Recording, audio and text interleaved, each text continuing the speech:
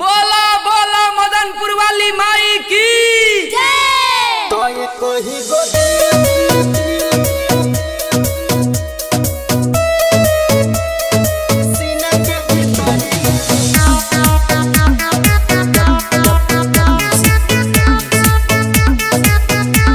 Music by Shatrughan Kumar.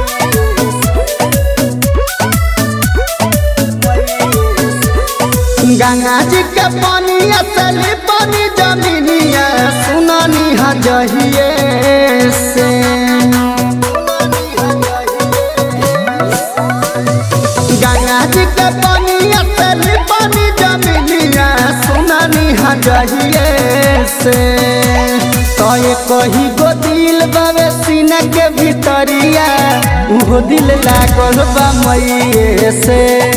एक कही गो दिल बावे सीना के भीतरिया उहो दिल लागल बा मइए से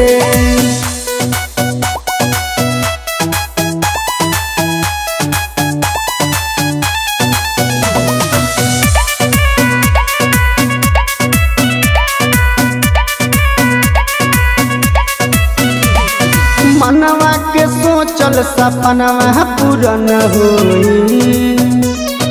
मैया के अपना पियब चरण धोई अरे तारी महातारी चुना मुनिया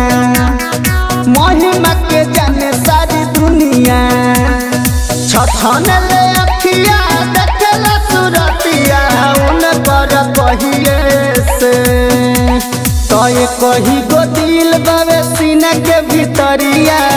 उहो दिल लागल बा मइए से एक कही गो दिल बावे सीना के भीतरिया उहो दिल लागल बा मइए से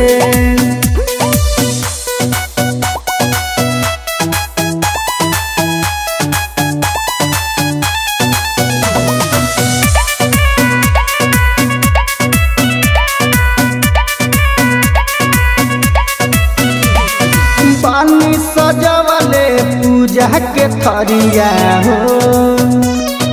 सातो बहिनिया है दुअरिया हो बाजिया रे उनके भजनिया राइटर चंदन के लिखनिया निमिया के गछिया पर झुलवाला जाई बझुली है समइए से तो ये कही गो दिल बावे सीना के भीतरिया उहो दिल लागल बा मइए से एक कही गो दिल बावे सीना के भीतरिया उहो दिल लागल बा मइए से। Mix by Chandan Pandey.